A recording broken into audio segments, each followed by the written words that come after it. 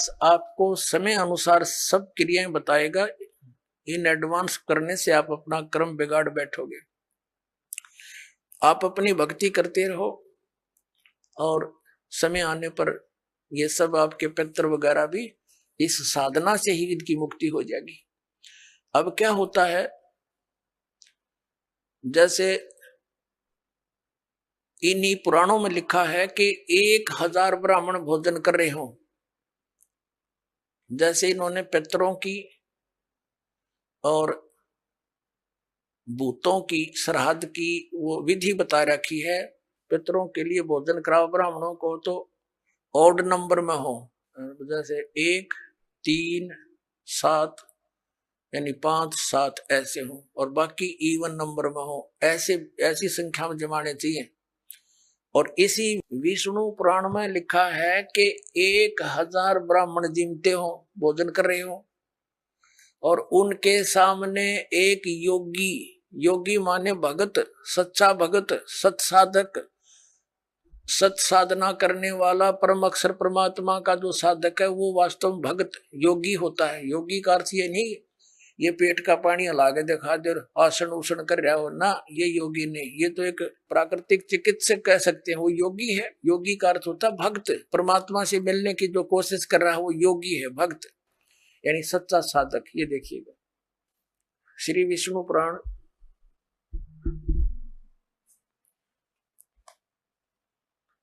Gita press Gorakhpur से प्रकाशित है।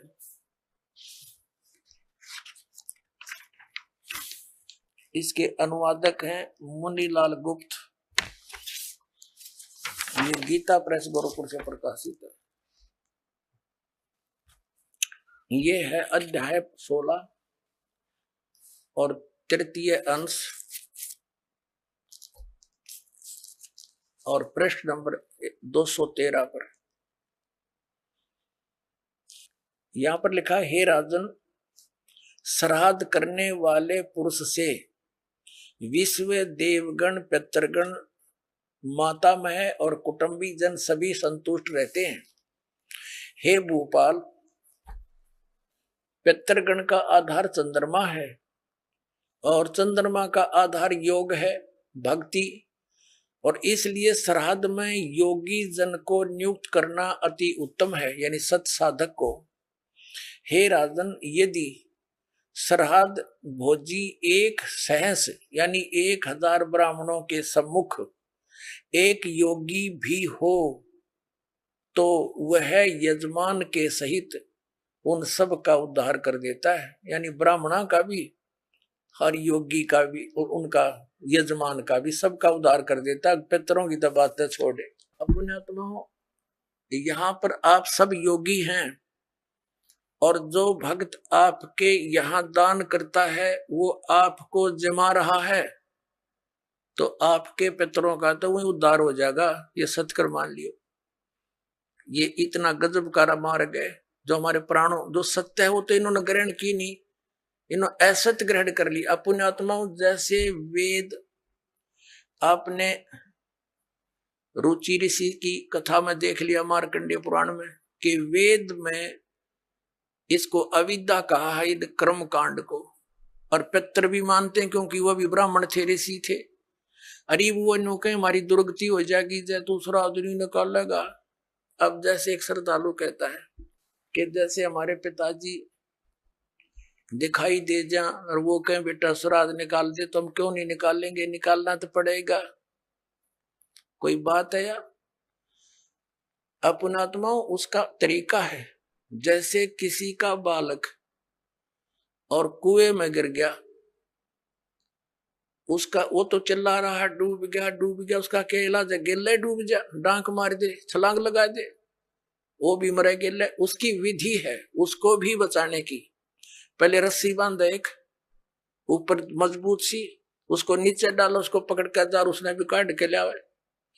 तो ये पितर दिखाई दे जा ऐसे कोई है तो उसका गेल नहीं डूबे, उस श्राद्ध न नहीं करे, वो तो कुएं में छलांग लगाने वाली बात होगी, गिल्ले मर गया।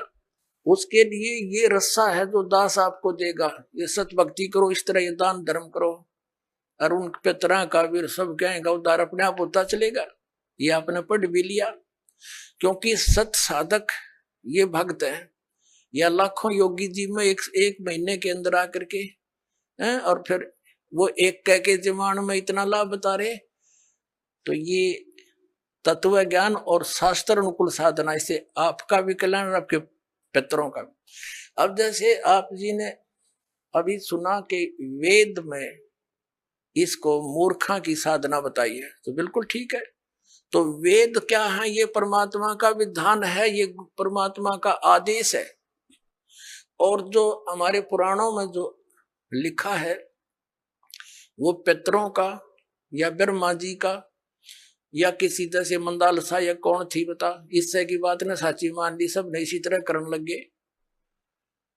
और या किसी अन्य ऋषि का दिया हुआ आदेश है, इसका पालन हमने नहीं करना। जैसे एक समय एक व्यक्ति की दोस्ती दरोगा से थी, थानेदार से, एसएचओ से, और उस व्यक्ति का जो साथी था पड़ोसी उसको बहुत दुखी कर रहा था। उसने अपने मित्र दरोगा जी से कहा कि भाई दरोगा जी, ऐसे ऐसे मेरा पड़ोस में है, साथ वाला मकान में, बहुत परेशान करता है, सारा कुछ कह लिया, पंचायत भी कर ली, नहीं मान रहा, क्या करूं। अब दरोगा जी ने कहा उसका मार लट सर में माफ देख लूंगा।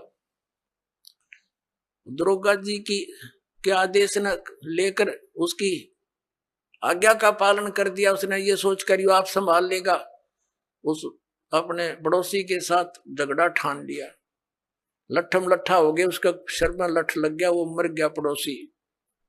अब वो एसएचओ वहां का प्रभारी था, वो लाया, उसी को पकड़कर हवालात में दे दिया, सजाए मौत होगी उसकी। अब राजा का विधान था किसी का लठ मारेगा और मर गया तो उसकी सजा होगी मौत, और वो विधान तोड़ दिया उस व्यक्ति ने। अपने मित्र एक अधिकारी की आज्ञा का पालन कर लिया, जिससे राजा का विधान टूट गया, वो दंडित हुआ। इसी प्रकार इन पुराणों में लिखा हुआ जो आदेश है ये दरोगा जी का समझ लो इन पुराणों में। और वेदों में संविधान समझो भगवान का संविधान अगर तोड़ दिया इन दरोगा जी के कहने होते, पुराणों के या इन नकली धर्म गुरुओं के कहने से, इन शास्त्र विरुद्ध साधना कराने वाले आचार्य और शंकराचार्यों के आदेश से हमने ये क्रिया कर ली तो हम दंडित होंगे, हम पितर ही बनेंगे, यानी मौत की सजा मौत की मिलेगी। तो ऐसी गलती हम तो ना करें भाई, और करियो भी मत। एक जीवित उदाहरण दास आपको देता है। मेरे पूज्य गुरुदेव जी ब्राह्मण वर्ण में जन्मे थे। हरियाणा के अंदर जिला भिवानी चरखी दादरी के पास एक पैंतावास गांव है, बड़ा पैंतावास, वहां वो रहते थे, किसान का काम करते थे, वर्ण ब्राह्मण है। पुणात्मा ब्राह्मण कोई जाति विशेष नहीं, दास बहुत बार कहता है कि देखो ब्राह्मण बेदक जा कि ब्राह्मणों के विषय में कह रहे हैं, नहीं। और वो खेतों में, मेरे जो गुरुदेव थे ब्राह्मण वर्ण में जन्म था उनका, खेतों में गौवें चरा रहे थे अपने खेतों में। उसके पास पहले जंगल बहुत होते थे, वन बहुत होते थे। एक दिन उनकी भेंट हमारे दादा गुरुजी से होगी, यानी एक संत से। वो उससे प्रेरणा पाकर के घर से खिसकने की सोची और गुरुदेव का एड्रेस पूछ लिया। सब ज्ञान से परिचित होकर खेतों में शाम के समय गौएं चरा रहे थे, और भी कुछ साथी पाली गवाले थे। तो उनको ये कहकर के मैं फ्रेश होकर आता हूं, मैं देर हो जा तो तुम पशुओं ले चलना, मैं आप आ जाऊंगा। वो जंगल में चले गए गहरे। पालियों ने वो अपने गौएं गांव में ले आए। अब वो सामने काफी देर होगी, जब नहीं आए, उनका बचपन का नाम, गांव का नाम हरिद्वारी था, पंडित हरिद्वारी। और फिर उन्होंने अपना नाम बदल लिया था, कोई पहचान ना ले, घर से निकल गए थे वो। तो उन्होंने क्या किया, अपने कपड़े जो पहन रखे थे वो उतार दिए, 2 जोड़ी कपड़े लेकर गए घर से, उस दिन एक अलग से ले गए थे, किसी को दिखाया नहीं। वो जो पहन रखे थे वो कपड़े पाड़ पूड़ के, और कोई किसी हिंसक पशु ने, कोई पशु खा रखा था, कोई मृग वगैरह, किसी शेर ने, वो उन्होंने दिन में देख लिया था। उसके ऊपर घेर के कपड़े और निकल गए, रातों रात हरिद्वार पहुंच गए। अब उन घर वालों ने इंतजार की, घंटा 2 घंटा, फिर पूछा उन पालियों से, रे अर्धवारी नहीं आया? वो कहने लगे वो यूं कह रहा था मैं फ्रेश हो गया हूं, तुम चलो। उन बच्चों को साथ लेकर गए, बताया कहां से प्रवेश हुआ था, किधर गया था। जाकर ऐसी पहले टॉर्च टार्च होती नहीं थी, लालटेन दीपक से ले रखे हाथों में, गए देखा, रे यू तो बच्चा खा रखा है, ओ हो ये तो किसी हिंसक पशु ने खा लिया, रे मर गया मर गया। अंधे हो गए, रोन लाग गए दूर तय, अंधेरा सा था। वो आड़ जो पशु के हुए और कपड़े इकट्ठे करके रात ने दाग दे दिया, अग मर गया। फिर उसकी 13वीं शुरू हुई। पहले तो आए महीने का लठ गड्ढा करता है, वो आए महीना ब्राह्मण जिम्या करते। अब वो ब्राह्मण न्यारे हैं जो कर्म कांड करने वाले, तो वो सारा काम कर दिया, वर्षी भी बना मनु दी। और फिर हो गए श्राद्ध शुरू है कि यू थारा बे औलादा मर गया, निसंतान मरा हुआ है और इसकी अच्छी सेवा करनी चाहिए, नहीं तो क्योंकि तुम इनका हक खा रहे हो, जमीन थी इनके नाम। और वो बन रहे भक्त, संत बन गए, दुनिया का उद्धार करें। एक बार जब मेरे पूज्य गुरुदेव जी 105-6 वर्ष के हो गए, सतलोक जाने की तैयारी हुई। तलवंडी भाई, फिरोजपुर जिला पंजाब में उनका आश्रम, एक इसमें खन्ना के अंदर था, एक मोगा के अंदर था, एक नजफगढ़ आश्रम था। तो तलवंडी भाई वो ज्यादा रहते थे, तो वहां से दास को उसमें आदेश दे रखा था नाम देने का। बहुत से शिष्य भी उनकी प्रेजेंस में दास के हो गए थे। 2 बच्चों की सेवा लगा रखी थी, उनकी सेवा में छोड़ रखे थे। तो उनका संदेशा आया कि गुरुजी यहाँ 45 आ चुके हैं। तो दास भी पहुंच गया 3-4 भक्तों को लेकर गाड़ी से। वहां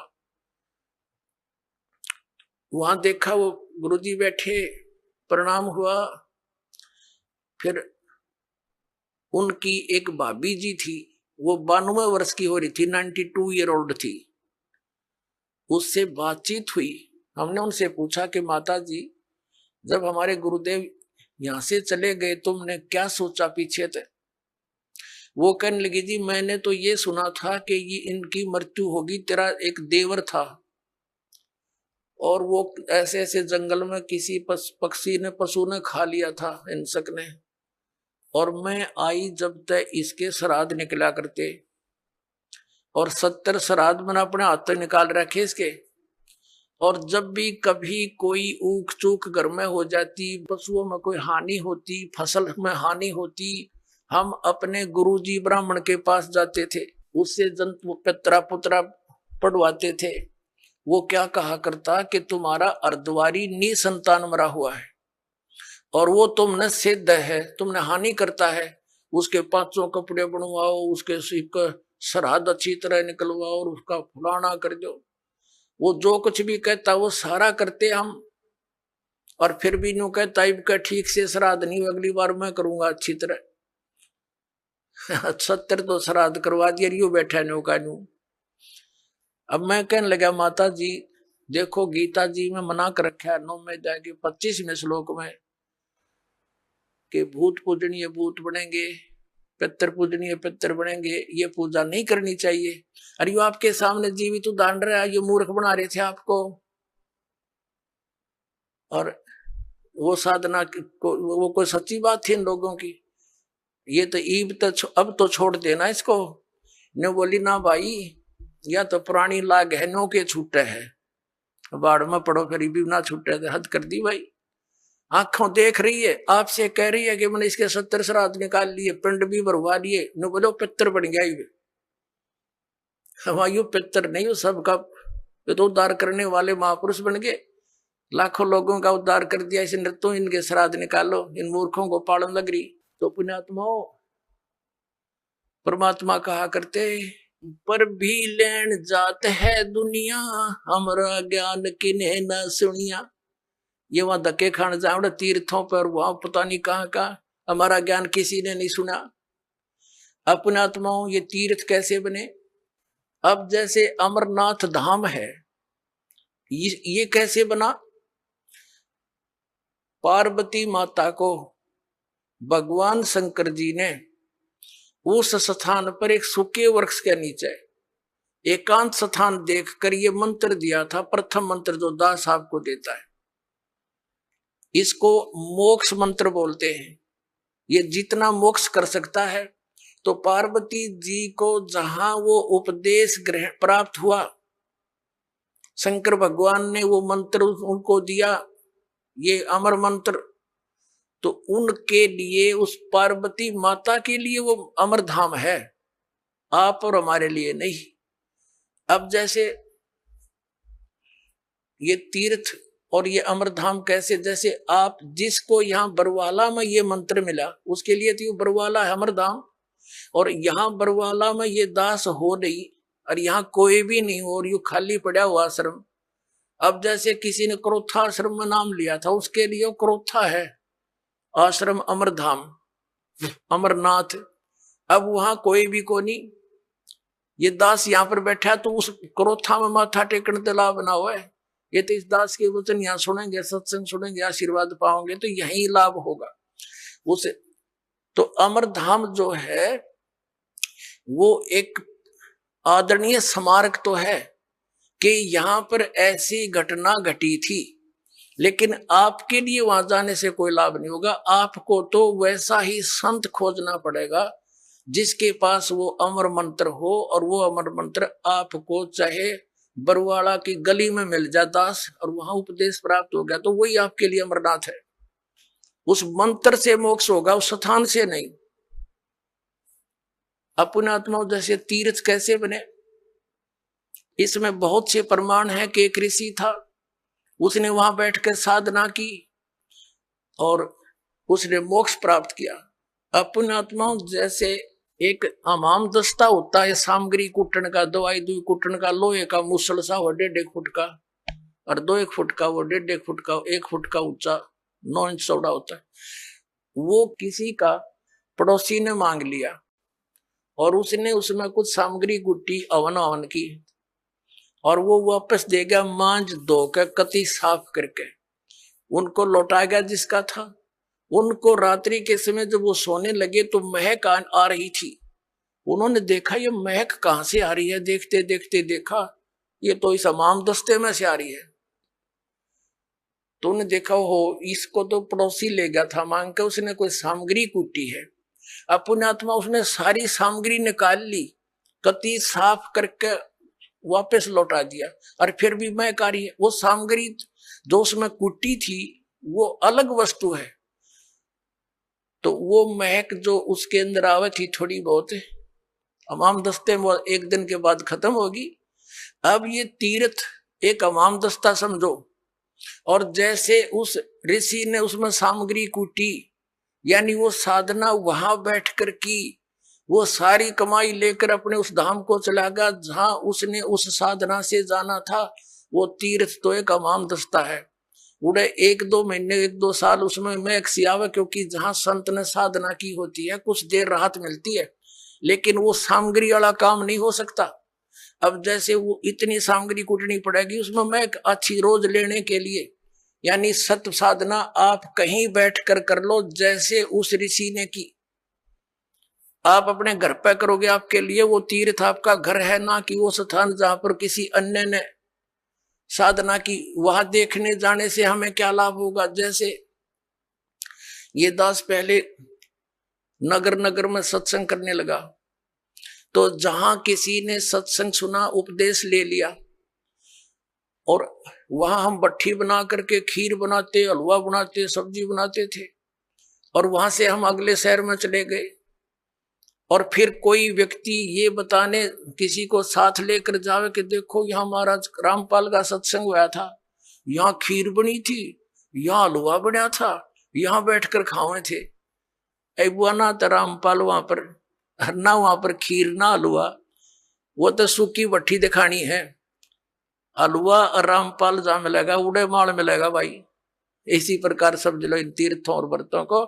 तो ये सतलोक आश्रम आपके लिए उन सब धामों और तीर्थों का काम करेगा। यहाँ हो, अपना कल्याण करो। बोलो सतगुरुदेव।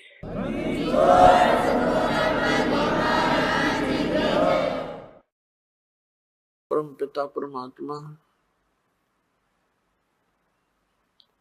पूर्ण ब्रह्म परम अक्षर ब्रह्म कबीर परमेश्वर जी हैं।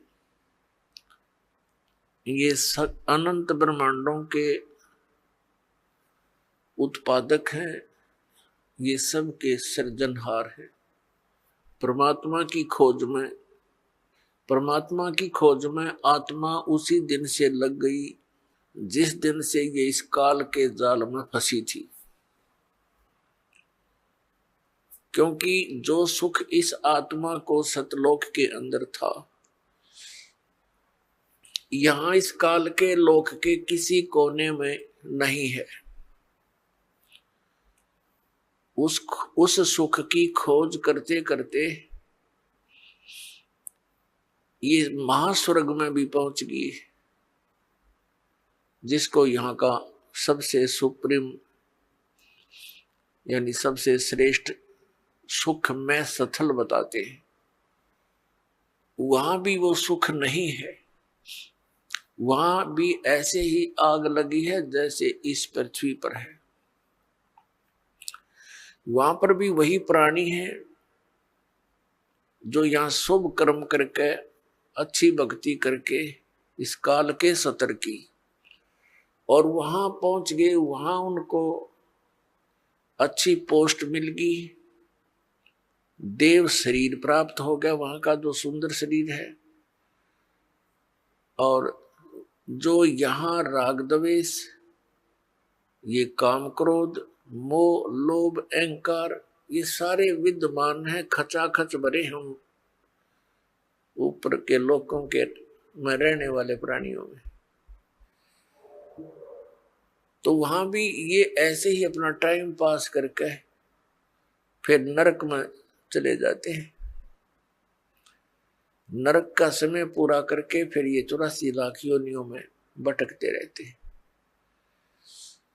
पुण्यात्माओं, परमात्मा पाने के जो साधन है वो भिन्न भिन्न नहीं है, एक ही मंत्र है, एक ही विधि है, यानी एक जैसे ही वो सब क्रियाएं हैं। और हम परमात्मा पाने के लिए कोशिश करते करते अपने जीव सतर की सोच से और अन्य लोक वेद के आधार से हम महापुरुषों से मिलते हैं, क्योंकि ये विशेषकर हिंदू धर्म के प्राणियों में, पुण्यात्माओं में एक विशेष आस्था है परमात्मा की, और उनको इतना ज्ञान है सदग्रंथों के आधार से कि गुरु के बिना मोक्ष नहीं होता। ये तो प्रत्येक हिंदू धर्म के पुण्यात्मा के, चाहे कोई भक्ति करता है या ना करता है, तो वो भी ये जरूर अवश्य कहता है कि वे गुरु बिन मोक्ष नहीं। तो ऐसी व्यवस्था अन्य किसी भी धर्म में नहीं रही। जैसे सिख धर्म के अंदर गुरु परंपरा थी, लेकिन बाद में वो केवल गुरु ग्रंथ साहिब को ही गुरु मानकर अपना अध्यात्म क्रियाएं करने लगे। लेकिन वक्त गुरु का होना अनिवार्य है।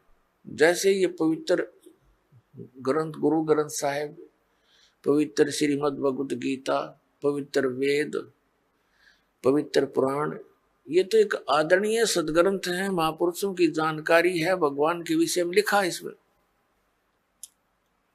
ये तो ऐसा समझो कि हमारे औषधि की बुक हो, औषधि की पुस्तक है, और उसके जानकार की आवश्यकता है जो वैद्य हो, और वैद्य वही सफल होता है जो औषधि की पुस्तक में लिखी हुई सब जड़ियों को इकट्ठा करके मिला कर समझ के जड़ी बनाता है।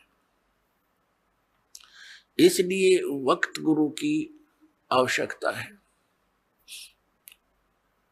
तो पुण्यात्माओं, इस धारणा के अनुसार इस आवश्यकता की पूर्ति के लिए ये प्राणी गुरुओं के पास जाने लगे। अब श्रद्धालु को कोई ज्ञान नहीं होता, क्योंकि वो तो जिज्ञासु होता है।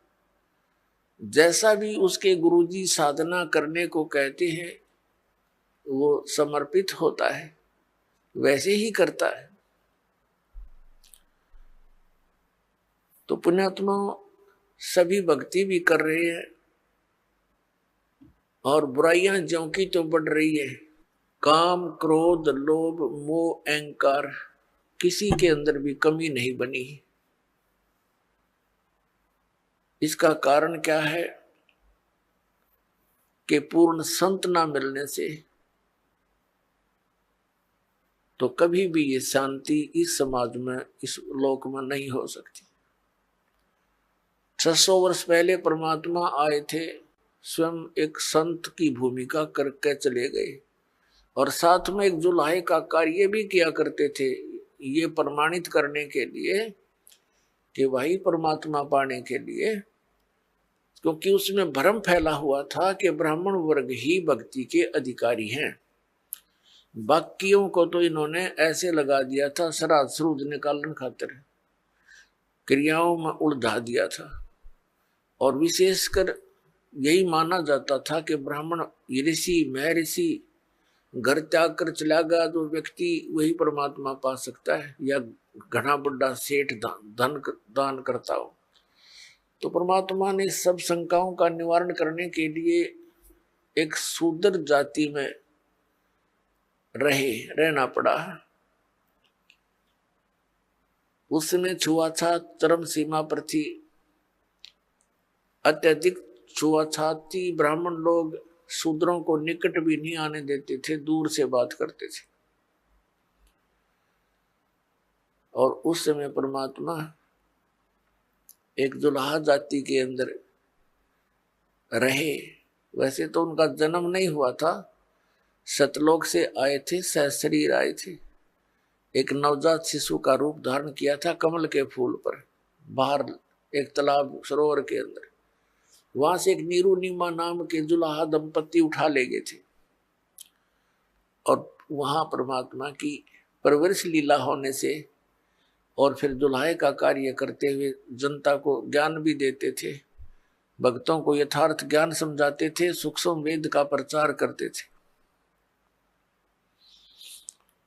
वो यही हमें ये प्रमाणित करने आए थे, एक उदाहरण देने आए थे कि परमात्मा पाने के लिए जाति और धर्म और कर्म, यानी जैसे कोई ज्यादा बड़ा सेठ यानी धन अधिक या कम, ये इसके लिए कोई मायने नहीं रखता।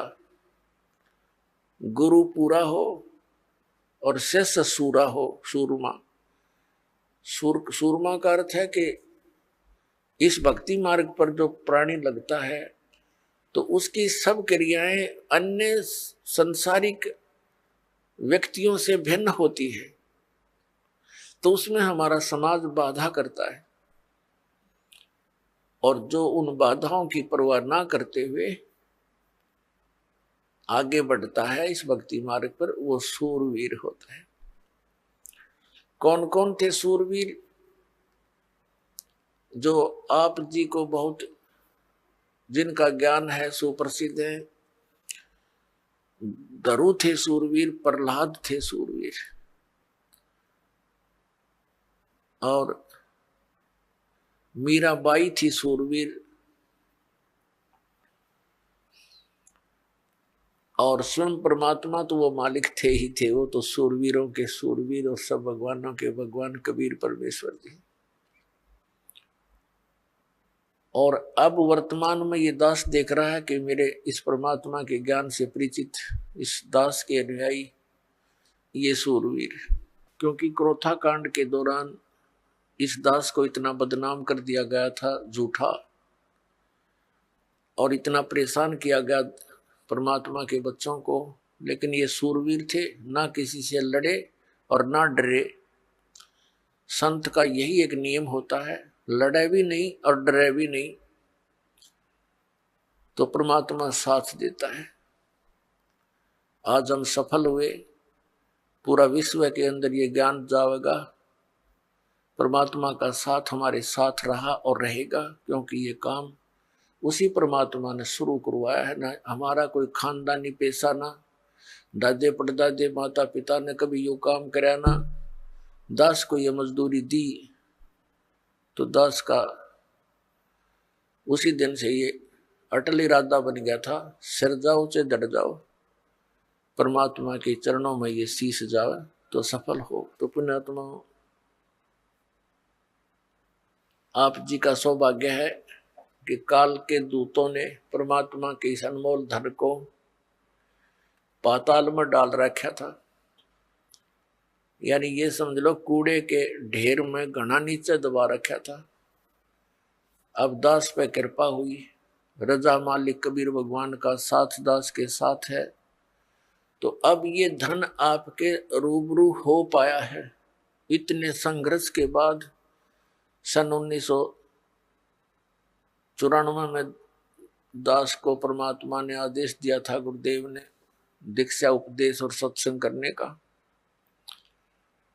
और आज सन 2012 हो गया, लगभग 18 वर्ष हो गए संघर्ष करते ने। -0 से भक्ति को ऊपर उभारा है परमात्मा कबीर जी की दया से। बिल्कुल नामो निशान नहीं था, ना भगवान का ना भक्ति का। परमात्मा के लिए तड़प सभी रहे थे। जैसे ये दास पहले हनुमान पुजारी था और मंगलवार का व्रत रखता था। सालासर एक मंदिर है हनुमान जी का, और उसमें इसी बूढ़ी सी मूर्ति रख रखी है। ये भगवान, अब हंसी आती है अपने कर्मों पे। काली सी मूर्ति में बना दी किसी ने, फिर देखा देखी जान लग गए, वहां धक्के खाया करते हम। बता, काल ने ऐसा जुल्म करवा रखा है। तत्व ज्ञान का तो नामो निशान मिटा दिया और कोरी बकवाद समाज में बरवा दी झूठे गुरुओं द्वारा। तो पुण्यात्माओं, या मेर हुई भगवान की। कहीं आप देखा करते 4 ईंटें लगा रखी, उस पर कुत्ते मुत्ते वहीं बैठे, और उन वहां हम माथा टेकने जाए, और तेरा गजब भैया। कोई वहां से सारा दिन रो कर मर जाए, कोई नो कहने वाला नहीं क्यों रो रहा है पत्थर के आगे। तो इसलिए वक्त गुरु की आवश्यकता होती है, और उसके ज्ञान के आधार से भक्ति साधना करने से कल्याण हो जाता है।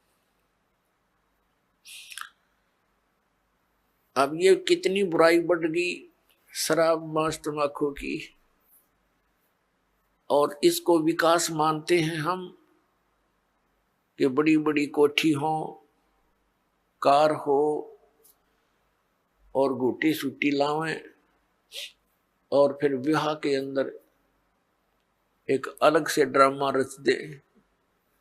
पुण्यात्माओं, ये भक्ति मार्ग में नहीं चलेगा। ठीक है, संसार भक्ति नहीं करता, वो कुछ करो, वो तो इस विद्यालय के वो विद्यार्थी ही नहीं है। ये विद्यार्थियों के लिए लागू है कि ना बीड़ी पीवे, ना तम्बाकू प्रयोग करे किसी भी तरीके से, ना मांस खावे और ना शराब प्रयोग करे, और न ही ये ड्रामेबाजी करे, ना जन्मदिन मनाना, ना कोई ऐसे ब्याह के अंदर बकवाद करनी। सिंपल ब्याह करो बच्चों। आप भगत बनकर देखो कितना आनंद आएगा। देखो लोग दिखावा ड्रामा कितना कर ले, इसका अंत नहीं। शुरुआत हमने देखी, किसी ने 1100 रुपये दान के दे दिए, सारा गांव में चर्चा हुआ करती। फिर 2100 दे दिए एक ने, वो फेल हो गया। फिर एक ने 5100 दे दिए, वो फिर 21 वाला फेल हो गया। फिर एक ने 11,000 दे दिए अपनी लड़की के दान में, और एक मोटरसाइकिल दे दी, फिर कार दे दी। तो ये एक बकवाद है बेमतलब की। बच्चे को परमात्मा से जोड़ दिया जाए, परमात्मा का नाम लेकर, और ये राम नाम का दहेज बेटी ने दे दे, ये सदा साथ देगा। एक टाइम हमने कुछ दे भी दिया बच्चे को, क्या कितने दिन उससे वो गुजारा कर सकती है। और फिर गरीब की बेटी अमीर की बेटी को देखकर मायूस हो जाती है। उसको ना जाने कितना दुख होता है। तो इस तरह की ये बकवादें हमने समाज से खत्म करनी पड़ेंगी, खासकर भगत समाज को तो इसमें अग्रसर होना ही पड़ेगा। इस दास के संघर्ष में आपने सहयोग देना पड़ेगा। ये बिल्कुल गलत है, भक्ति बाधक है। जिसके 2-3 लड़की हो जाती, नींद आराम हो जाती है उस माता पिता की, और लड़की इसी कारण से हमारे लिए बोझ बन गई। एक गौ जैसी आत्मा होती है बेटी की। हमने खूब देखा है, बेटा और बेटी रोटी खा रही है, माता पिता कोई बोलता है बेटे को, एक वो काम कर, वैसे भी कहा ये काम करिए, बेटा तो कहेगा को नहीं करता, और बेटी रोटी खा रही होगी ना, खाना छोड़कर उठ कर चल पड़ेगी, उस काम को करके आओगी। अब ये हमें बोझ क्यों बनाई? अपने ड्रामाबाजी से, अपनी बकवादों से, दहेज के कारण। तो इस प्रकार हमने इस हर तरह की जो बुराई हमारे समाज में घर कर गई, इसको भी आपने बहुत गहराई से सोच कर, एक मर्यादा मार के उद्देश्य से नहीं कि मैंने कह दिया आपने शुरू कर दिया, नहीं। ये नियम ना समझना, ये आवश्यकता समझना, इस भक्ति मार्ग में बाधक समझना, इन नियमों को तोड़ देना। तो इस प्रकार से हम भक्ति हमारी अधिक होएगी। फिर अपने आत्मा हमने परमात्मा पाने के लिए जो भी कुछ आदेश होता है गुरु जी का, वो करना ही चाहिए, क्योंकि गुरुदेव को मालूम होता है, वो मास्टर होता है इस मार्ग का। और विद्यार्थी, और जैसे डॉक्टर के पास जाता मरीज, तो सही डॉक्टर होगा तो वो काटे की बात करा करे और सही दवाई देगा, उसमें जो भी मर्यादा यानी परहेज बताए जा, तो उस रोगी को आजीवन करने पड़ते हैं, तभी वो सफल होता है, रोग नाश होता है। तो हमारे जन्म मृत्यु का दीर्घ रोग लगा हुआ है, इसका नाश इस दास के बताए मार्ग से होगा। दास वही मार्ग बता रहा है जो परमात्मा ने स्वयं आकर के बताया था। ये गॉड गिवन है, ये किसी की लोक वेद नहीं है, किसी आम व्यक्ति का बताया हुआ ज्ञान नहीं। और यही प्रमाण हमारे सदग्रंथों में है, जिन सदग्रंथों को हम सिरोधार्य मानते रहे। तो फिर भक्ति में देर नहीं लगेगी, आपको विश्वास होने में देरी हो रही है, और कि ये दास जो भक्ति बता रहा है वो सही है, श्रेष्ठ है, शास्त्र अनुकूल है। ये प्रमाण करने के लिए कि ये भक्ति सही है, और परमेश्वर परम पूज्य कबीर जी हैं जो दुल्हा रूप में, धानक रूप में बनारस में आए थे, ये प्रमाणित करने के लिए ये ढेर सारे आपको प्रमाण दिखाने पड़ते हैं। और कुछ दिनों के बाद फिर ये आवश्यकता नहीं पड़ेगी इन प्रमाणों की, क्योंकि आप एक दूसरे को बताओगे कि ऐसा है, फिर ये एकदम सबको स्वीकार्य हो जाएगा। अभी तक तो किसी ने देखे नहीं, खोल कर वेद देखी ना, गीता पढ़ी थी, समझी नहीं गीता जी में क्या लिखा है, पुराणों में क्या लिखा है, हम पढ़ते थे लेकिन समझ नहीं सके। अब हम समझन जोगे होंगे, अरे खूब देखेंगे, कति दृढ़ होकर कहेंगे कि सचमुच कबीर इज गॉड, कबीर परमात्मा है, और यही भक्ति सही है, यही मंत्र श्रेष्ठ है, और सब बकवाद है। तो फिर आपसे सुनकर अन्य व्यक्ति भी इस बात पर विचार करेंगे, और कोई प्रमाणित कराना चाहेगा तो सदग्रंथ हमारे पास है, आप खुद भी उनका विश्वास दृढ़ करोगे। तो इस प्रकार ये पूरे विश्व में मालिक आदेश है, उनका निर्धारित समय है कि अब ये पूरे समय में, पूरे विश्व में एक ही भगवान रहेगा, एक ही ज्ञान रहेगा, और भक्ति विधि उस भगवान की एक है ही, वो अलग हो ही नहीं सकती। जैसे आम के पेड़ को, पौधे को बीजने के लिए आम का ही बीज प्रयोग करना पड़ेगा, दूसरा बीज आम का हो ही नहीं सकता। तो परमात्मा पाने के लिए जो मंत्र है, इनके अतिरिक्त कोई साधना है ही नहीं। बाकी तो बबूल के बीज अलग है, अन्य साधनाएं जो सिद्धियां प्राप्त करने की है वो अलग वस्तु है, उसकी हमें जरूरत नहीं। तो पुण्यात्मा, सबसे पहले हमने गुरु की आवश्यकता होती है। गुरु बिन माला फेरते, गुरु बिन देते दान, गुरु बिन दोनों निष्फल हैं, चाहे पूछो वेद पुराण। गुरु बड़े गोविंद से मन में देख विचार, हरि सुमरे वो रह गए, गुरु सुमरे होए पार। गुरु बड़े गोविंद से मन में देख विचार। अब परमात्मा कहते हैं गुरु गोविंद दोनों खड़े, काके लागू पाए, बलिहारी गुरु अपना, जिन गोविंद दियो मिलोय। सात द्वीप नौ खंड में गुरु से बड़ा ना कोई, करता करे न कर सके, गुरु करे सो होवे। सतगुरु के उपदेश का लाया एक विचार, जय सतगुरु मिलते नहीं, जाते नरक द्वार। नरक द्वार में दूत सब करते खेचा तान, उनसे कभू ना छूटते, फिर फिरते चारों खानी। चार खानी में भरमते, कबहू ना लगते पार, सो फेरा सब मिट गया, मेरे सतगुरु के उपकार। सात समुद्र की मसी करूं, लेखनी करूं बन राय, धरती का कागज करूं, गुरु गुण लिख्यो न जाए। गुरु गोविंद कर जानियो, रहियो शब्द समाए, मिले जब दंडवत बंदगी, नहीं पल पल ध्यान लगावे। गुरु मानुष कर जानते, ते नर कहिए अंध, ओवे दुखी संसार में, आग काल के फंदे।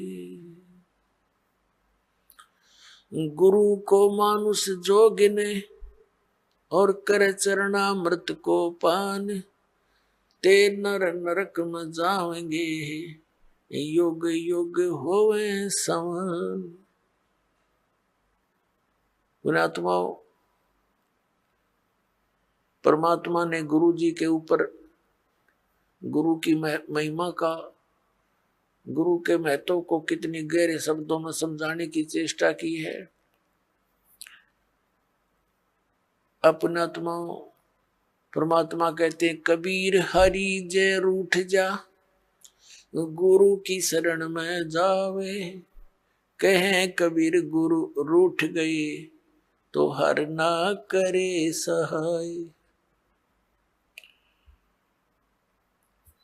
अब क्या बताते हैं कि सतगुरु के उपदेश का लाया एक विचार, जय सतगुरु मिलते नहीं, हम जाते नरक द्वार।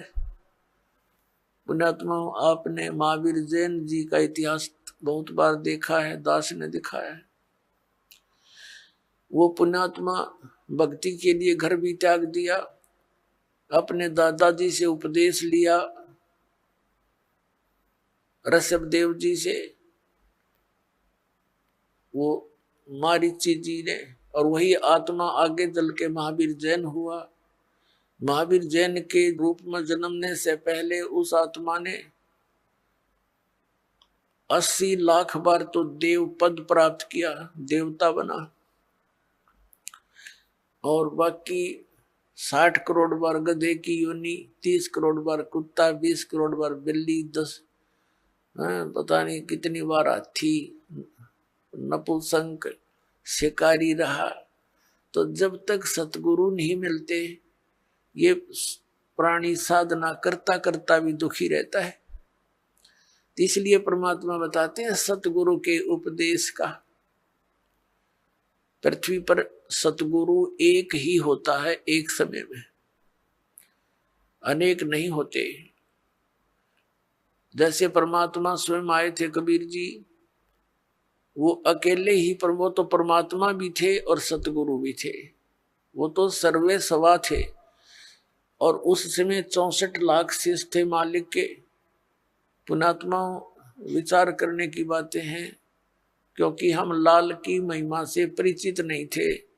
लाल की को सुनते अवश्य थे कि वो बहुमूल्य होता है, लेकिन पहचान नहीं थी।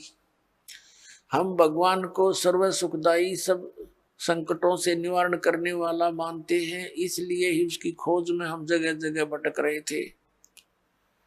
लेकिन हमने उस लाल की हमें पहचान नहीं हुई। उन स्वार्थी लोगों ने कौड़ी को हमें लाल बताकर हमारे को दे दिया। हम उन कौड़ियों को लाल समझकर गठड़ी बांधे फिरे थे।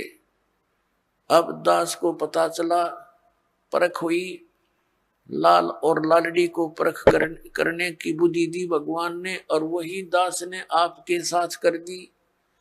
आपको भी लाल परखने योग्य ज्ञान दे दिया। तो पहले हम साधना ठीक ना करके कितने कष्ट उठाए,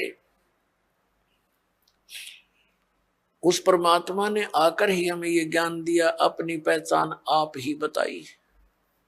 तो क्या बताते हैं कि भक्ति करते करते भी उस महापुरुष की कितनी दुर्गति हुई, क्योंकि उनको सतगुरु नहीं मिला। 600 वर्ष पहले परमात्मा स्वयं आए थे, 64 लाख शिष्य हुए उनके, और अकेले सतगुरु थे, अकेले नाम देते थे। और पुण्यात्मा उस समय ना कोई मीडिया था, ना कोई पुस्तक का लेखन करके कहीं भेजा जा सकता था। आदरणीय धर्मदास साहिब जी ने कबीर साहब की वाणी लिपिबद्ध करके रख ली थी, लेकिन उसको बार बार इतनी को हाथ से लिखने में तो 10 साल फिर लग जाए उसको। तो ऐसे जैसे आजकल परमात्मा ने दया बख्शी है, अक्षर ज्ञान दिया, पेपर दे दिया, इस पर पुस्तक परमात्मा की महिमा लिखकर हमने आपको भेज दी, पुस्तकें बना बना कर।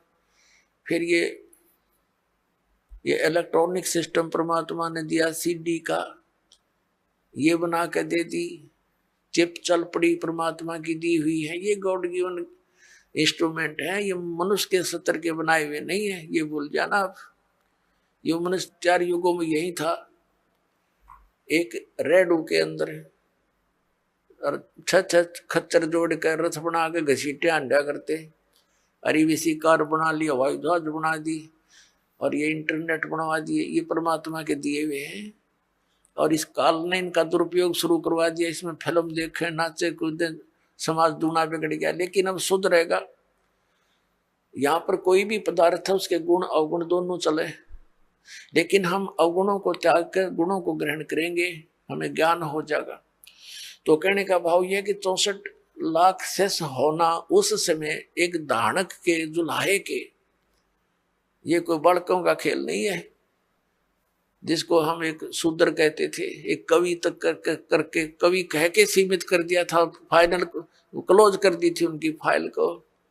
अब वह फाइल फिर खुली उस भगवान की। वो परमात्मा है, हमारे पिता हैं। तो सतगुरु एक ही होता है। तो वो परमात्मा स्वयं सतगुरु भी थे और वो परमेश्वर भी हैं। सतगुरु की भूमिका भी उन्होंने की, वो जगत गुरु भी वही है। और फिर उनका कृपा पात्र, उन्हीं के ज्ञान से युक्त, उनके आदेश अनुसार फिर सतगुरु वही भेजते हैं। तो उस परमात्मा ने स्वयं कहा कि गरीबदास जी वाले पंथ में, 12वें पंथ में आगे चल के मैं स्वयं आऊंगा और धर्मदास इस सारे अज्ञान को हटाऊंगा। अब परमात्मा ने हो सकता है दास को किस इस योग्य देखा होगा, तो अपने कुत्ते को छोड़ दिया भौंकने के लिए, अपने बच्चों को, धनियों को जगाने के लिए। तो ये परमात्मा का किया हुआ काम है, आम जनसाधारण का ना समझना बच्चों। और इसका लाभ उठाओ, आप भी उठाओ, औरों को भी जगाओ जो गहरी नींद में सोए पड़े हैं और काल के दूता के फंसे पड़े हैं, प्यार के साथ। क्योंकि काल ने कहा था कि ऐसे उल्टे रंग में रंग दूंगा, जब तुम्हारा मोक्ष समय आवेगा कलयुग में, उससे पहले सब नकली पंथ चला दूंगा तेरे नाम से, कबीर नाम से और सतलोक सचखंड के नाम से, और उनमें इतना अज्ञान ठोक दूंगा। तेरा संदेश वाहक जब आएगा तब तक तो वो वकील बन जाएंगे उस अज्ञान के और कतई नहीं मानेंगे। परमात्मा ने कहा था कि हमें मनाना आता है, उसमें शिक्षित करूंगा। परमात्मा ने कहा था, उसने सोचा, बता दिया था धर्मदास को कि अभी तू चुप रहना, इसको जिक्र ना करना। सबको शिक्षित किया दाता ने। ये इंटरनेट प्रोजेक्टर बनवा दिए, दूर बैठे आप देख सकते हो क्या बोला जा रहा है, क्या लिखा है सदग्रंथों में, सामूहिक तौर पर सीडी के माध्यम से, टीवी के माध्यम से।